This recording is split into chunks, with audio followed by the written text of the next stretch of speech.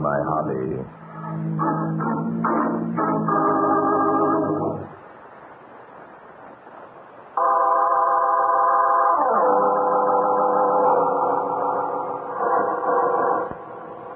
Tonight's story began one evening last summer. Alan Fisher, a wealthy mining engineer, recently married to his young and beautiful wife, was being called upon by a young attorney named Frank Woodman. Good evening, Frank. Come in. I got your message, Fisher. It sounded urgent. It is. I have a special case I want you to handle for me. Shall we go into the study? Okay. As I told you over the phone, I have an important engagement. I think what I have to say will preclude the possibility of your engagement. Sit over there, please.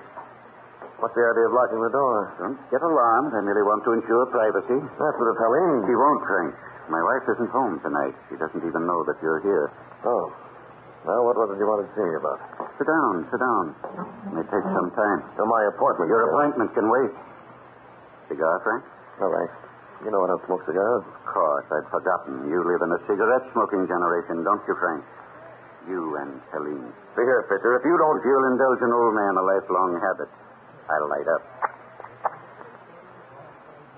There's nothing like an after-dinner cigar, my boy. You should try it sometime. I'll stick to cigarettes. Look, what's this all about? Of course. You're curious, aren't you, my boy?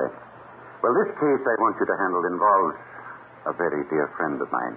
Do I know him? You know him, my boy. Very well indeed. What's his name? Perhaps it's someone I wouldn't even be interested in representing. On the contrary, I think you will, Frank.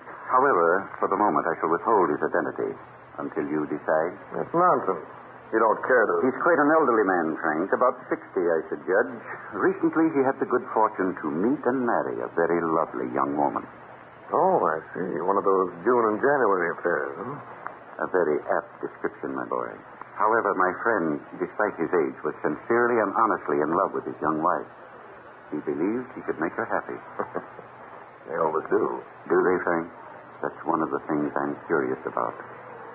As a lawyer, I felt that you could advise me. Well, it depends upon the girl, I suppose. Oh, that is exactly what I wanted to hear. It depends upon the girl. I don't get it. Perhaps I'd better explain further then. For a time, my friend and his young wife were quite happy. Then one evening at a party, my friend's wife was presented to a personable young man of about her own age. Well, that usually happens, too. Yes.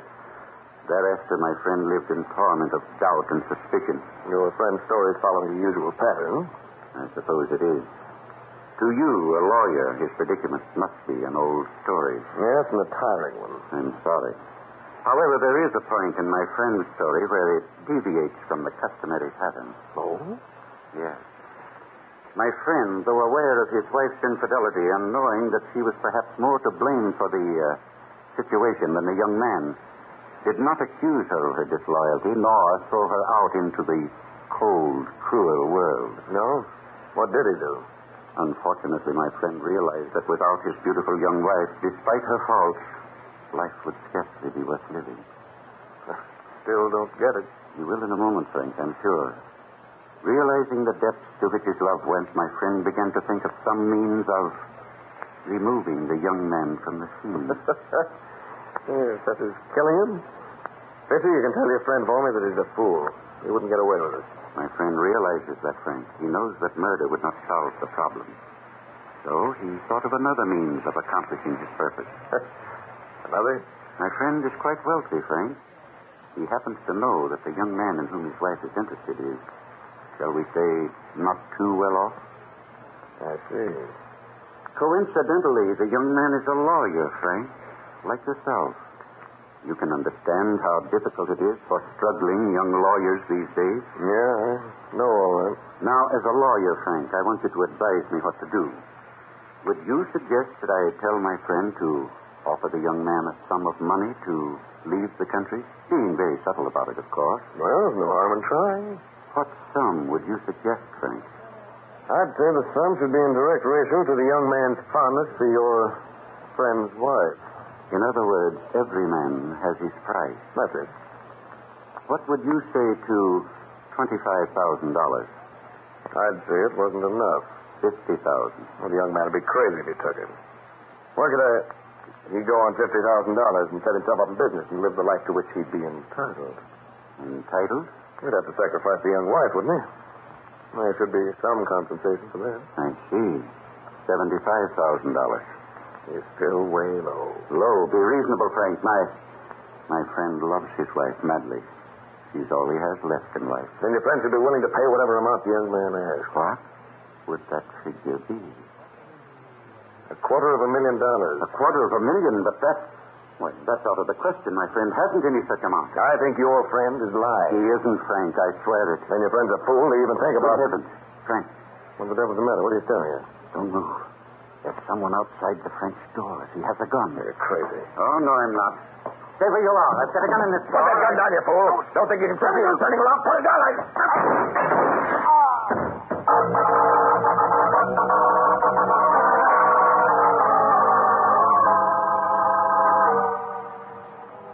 You see, under the circumstances, Mrs. Fisher, it would... Excuse me, please. I think that calls for me. Of course. Yes? Hello, Bart. Hello, Inspector. What did his fingerprints show? There were 2 sets on the gun. Frank Woodman's and Fisher's. I see. Anything else? Anything else? What more do you want? Something do this, Bart. We already know that Woodman was making a play for Fisher's wife. Inspector, Mrs. Fisher is with me now. Uh-oh. Get down here as soon as you can, Inspector. There are some new developments that I want to discuss with you. You development now. Look, you don't mean this is fake. As soon as you can, Inspector. Goodbye. I'm afraid that the case against Frank Woodman looks rather bad, Mrs. Fisher. Yes, I overheard what Inspector Dalton said about the fingerprints. Mr. Drake, I'm sure you're making a mistake. Frank Woodman... Unfortunately, Mrs. Fisher, there are neither witnesses nor evidence to substantiate Mr. Woodman's rather fantastic stories. And as a lawyer, he should know it. But if there were someone outside the French door... Inspector Danton's men have covered every inch of ground outside the French doors, Mrs. Fisher. There's no evidence that anyone was there.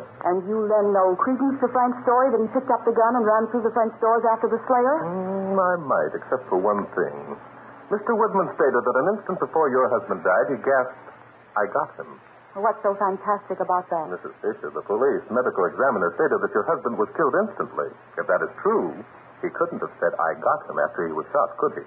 Oh, I see. And Louis, your butler, heard your husband and Mr. Woodman quarreling. Woodman substantiated this. Well, I should think that the mere fact that Frank did substantiate the quarrel would indicate that he had a clear conscience. No, Mrs. Fisher. Woodman was merely being clever. He knew that the case against him was bad, therefore it was to his advantage to make the admission. And the fact that I admit being in love with Frank gives him a motive. Is that correct, Mr. Drake? Not quite.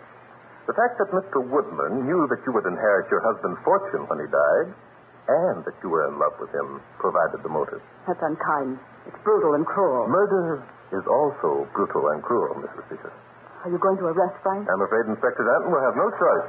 I beg your pardon. Come in, Louis. What have you there? The mail, sir. It just came. Shall I leave it here, Mrs. Fisher? If you don't mind, Louis, I'll fix the letter. Oh, but Let him have it, Louis. I seem to be deprived of my rights as a citizen. Why don't you go upstairs and lie down, madam? You've been wearing those heavy riding boots and that jacket all morning. You must be Thank tired. you, Louis. I couldn't sleep. I'll remain here until it's over. Mrs. Fisher, did you ever know a man named Horace Gay? Horace Gay? Mm-hmm. What about him? This envelope addressed to you contains a newspaper clipping. It states that Horace Gay escaped from prison last week. Oh, no. Couldn't see it. Was there anything else in the envelope? No, that's all. Just the clipping. Then you do know Mr. Gay, hmm? A long time ago. He was in love with me. We were to be married. What happened? Horace worked in a bank. Funds were found missing. Horace was accused. He killed a man. I see. Did your husband know about this? No. Telling Ellen would have done no good. I'd completely forgotten. Mr. Drake. Yes? Before they took Horace away, he swore that if I ever married anyone else, he'd kill him. And you think that possibly... Yes. Oh, don't you see? It was Horace outside those French doors. It must have been. Oh, thank heavens, you can't arrest Frank now. You can't. There, Mrs. Fisher. You mustn't get excited. Let me help you upstairs. No, get away from me, Louis. Well, Mr. Drake? You're really in love with Mr. Woodman, aren't you, Mrs. Fisher? Yes, I am. I'm desperately in love with him. Is it wicked to love a man and try to protect him? Not at all, Mrs. Fisher. Only I don't think you're trying to protect Frank Woodman.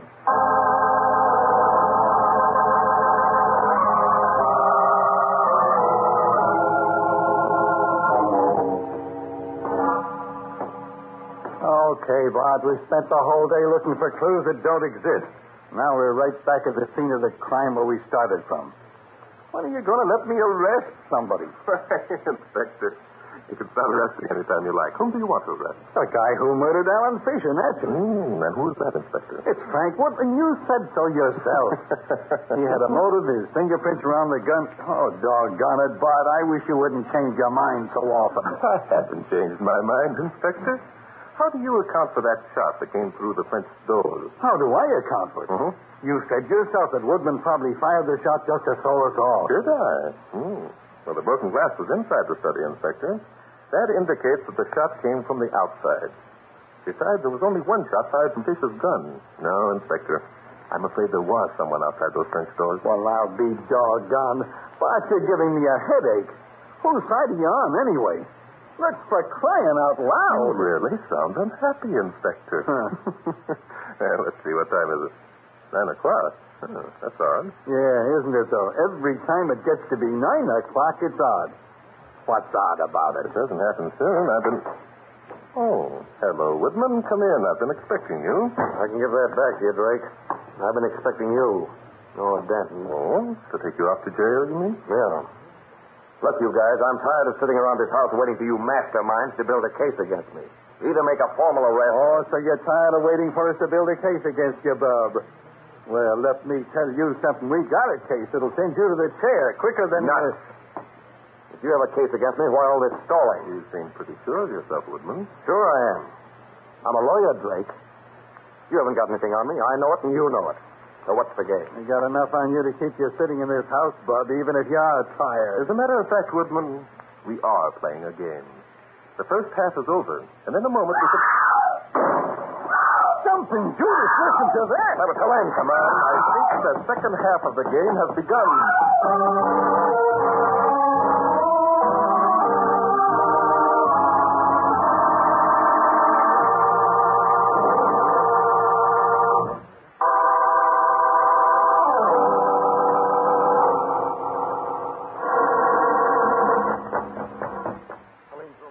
How do you know? Never mind that. Let's get up there. Hey, there's the butler at the top of the stairs. I see him. This way, gentlemen. What's he wanting, a conducted tour? This is Mrs. Fisher's room. Come in. Oh, Frank, it was all... Inspector, take a look out that window. Okay. Well, Mrs. Fisher. You're safe now, darling. Tell us what happened. I went to bed about an hour ago. I must have dropped off to sleep. I didn't realize how exhausted I was. Oh, you poor kid. I think she can talk without you holding her in her arms, Woodman. Please stand over there. Listen, you can't... Over there, I said. Okay. Very well, Mrs. Fisher. Go on with your story. It was pitch dark. Suddenly I woke up. Was it the shot that wakened you? Quit crowding her, Drake. The poor girl's upset. Woodman, one more remark out of you, and you'll spend the rest of the night in jail. Go on, Mrs. Fisher. No, it wasn't the shot that wakened me, Mr. Drake. I'm not sure what it was. It was pitch dark, and the first thing I saw was the luminous dial of a man's watch glowing in the dark only a few feet from my head. Horrible. Go on, Mrs. Fisher. What happened? Well, that's when I screamed. The man, whoever he was, must have become frightened. He ran out into the balcony, banging the screen door shut behind him. But there was a shot. Apparently, after he got outside, he remembered what he'd come for. I could see him standing there, silhouetted against the sky. Then he raised his hand and shot through the screen door. Good heavens. There's a hole through the screen, all right. Bart, how's the babe? She's all right, Inspector. By the way, Mrs. Fisher, after the shot came, did you get out of bed? No, of course not. Then who turned on the lights in this room? I did, sir. I heard Mrs. Fisher scream and came running along the hall. I opened the door and snapped on the light. Then closed it again and came back to the stairs to start the conducted tour, I suppose. Well, yes, sir. I did. I didn't think it discreet to remain in Mrs. Fisher's room when she... That stinks, Louie. For all you know, Mrs. Fisher was murdered in bed, but you were too shy to stay in the room. It's a pity some other people can't be as discreet. Oh, shut up, Junior. You're not married to the lady either. Yet.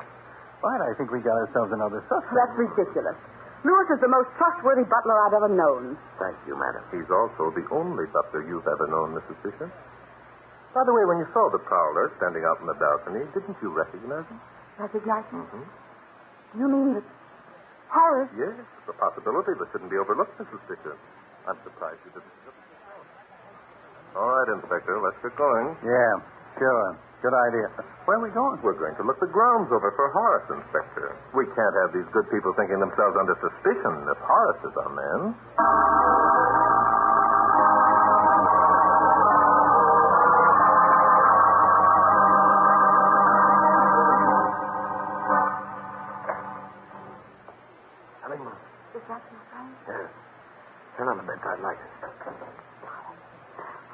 Mike, I love you so. I love you. I got your signal to come back. Is anything wrong? Oh, darling, I want to help you. You know that, don't you? Of course. Frank, listen to me. Have you ever heard of Horace Gay?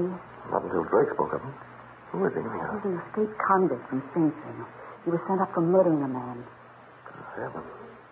What, Drake? Because I told Drake that Horace Gay and I were once in love. I told him that after the trial, Horace threatened to kill any man that I married. Colleen, you don't mean that you... Of course not. I never heard of Horace Gay until I read about him in the paper. I cut out the clipping and mailed it to myself. But why in heaven's name? But don't you see why? I wanted Drake and everyone else to think that Horace Gay had come back and murdered Alan. But what if they... Capture Horace Gay? Oh, they won't, darling. That's how I was clever. The clipping came from a year-old paper. The police have practically given up searching for Horace Gay. Yes, it was clever. Very clever. But I Oh, still... stop worrying, darling. Horace Gay is probably in South America by now. I'm not worrying. It's an ingenious idea. There's only one thing wrong. I know what you're thinking. I've taken care of that, too. Taking care of what? The gun, darling. Look, I kept it under my pillow. You mean that you... Of course. I fired the shot. There wasn't any prowler. And when Drake suggested that the prowler might have been Horace, I pretended I'd forgotten about him. Remember? Yeah, I remember. Well, if I had been the one who had suggested Horace, Drake might have thought it was a setup. Wasn't that clever?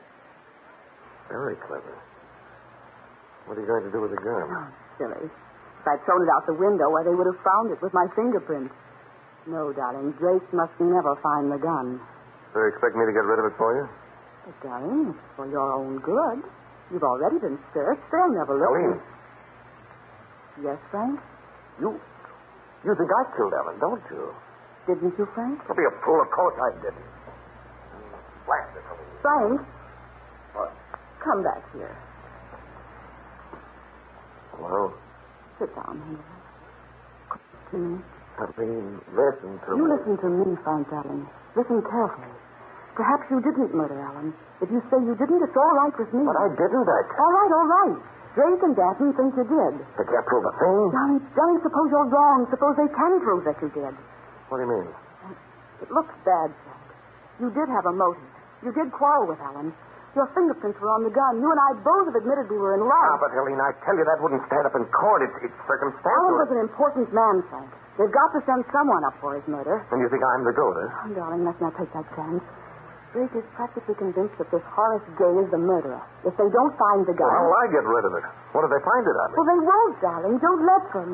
Oh, Frank. Frank, if you take me away, I couldn't bear it. I couldn't bear it, darling. Here comes Drake and Danton. Oh, quick, darling. Put the gun in your pocket. Well, look who's here. The little man who wanted everyone else to be so discreet about going into female bedrooms. Look here, Danton. I'll have you notice. We understand, Woodman. Becoming indignant won't help the situation. Mrs. Fisher, I'll have to ask you to get dressed and come downstairs. I'm afraid I must disappoint you, Mr. Drake. I really don't feel up to it. And I'm afraid I haven't the time nor the patience to tolerate your disappointment, Mrs. Fisher.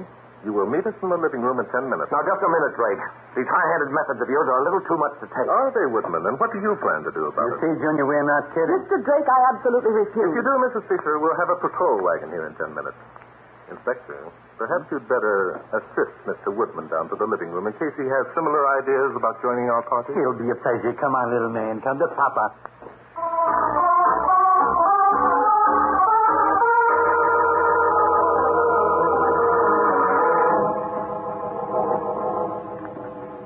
Well, the 10 minutes are up, Bart. Shall I call a wagon? We'll wait a moment or two longer, Inspector. In the meantime, Woodman, I think you'd better hand over the gun. What?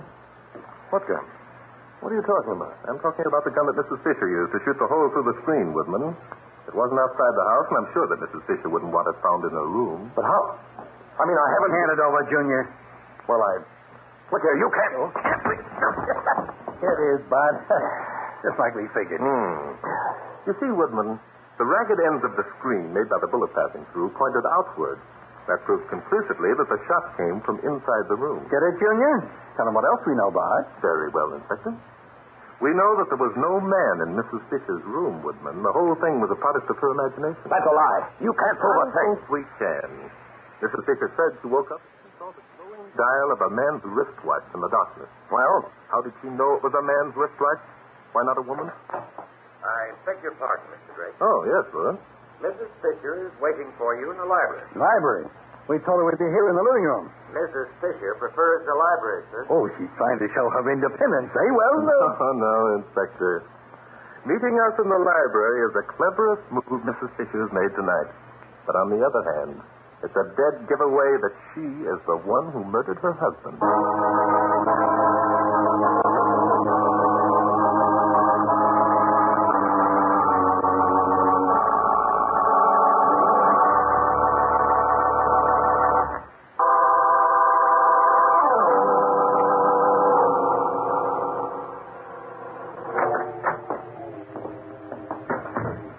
Gentlemen, I hope I didn't keep you waiting. Not at all, Mrs. Fisher. say, stop me if I'm out of order, but aren't you dressed kind of funny, Mrs. Fisher? Funny, Inspector Danton? Why? Well, wearing a riding habit this time of night with those heavy I boots. love riding clothes, Inspector Danton. I never had a chance to wear them very much before I married Alan. That's a very nice act, Mrs. Fisher. I admire your courage. No, Lewis. I think you'd better remain. Very well, sir. Drake, before we left the living room, you said that... Yes, I know. Lewis, what was the real reason that you didn't remain in Mrs. Fisher's room after you turned on the light? Why, I was not in bed, that's why. Mr. Drake must too be so trying. What possible difference can it make? A great deal, Mrs. Fisher. You were not in bed. You've gotten up and run over to the screen door to unfasten the latch from the inside. Isn't that right? No. I'd gotten up to chase the prowler. I'd neglected to pick up my dressing gown, and Louis... Nonsense. When Lewis switched on the light, you were standing in the center of the floor. You made no effort to get back into bed. Isn't that right, Lewis? Why, yes, it is. Yes, of course. And why didn't you run back to bed, Mrs. Fisher? Why? I'll tell you why. Because if you'd taken one step, Lewis would have known that you couldn't walk without limping. Limping? What the Yes, limping. When you shot at your husband through the French doors, Mrs. Fisher, he didn't die instantly, as I told you before. He lived long enough to mutter that he got whoever shot at him, just as Woodman said. Helene. It isn't true, Frank. Don't believe it. Yes, it is true. Your husband shot back at you. He hit you in the leg, and you realized you had to cover that wound. Say, that's why she... Yes, Inspector, that's why she's been wearing riding boots all day. And every time we've seen her, she's either been lying down or sitting. Exactly. And that's why Mrs. Foster came down to the library.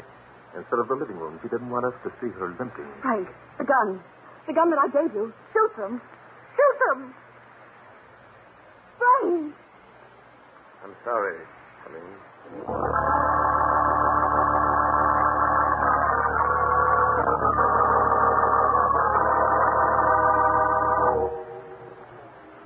Mighty nice of you to ask me to stay with you tonight, Bart. It would have been a long trip out to my place. Well, I'm glad to have your company, Inspector.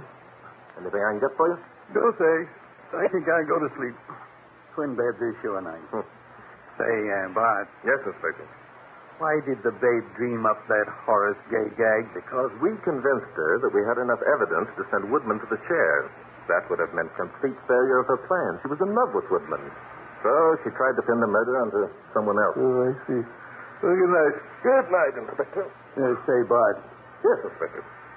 there's something you forgot. Hmm? Oh, yes. Okay, Inspector. Mystery is my hobby.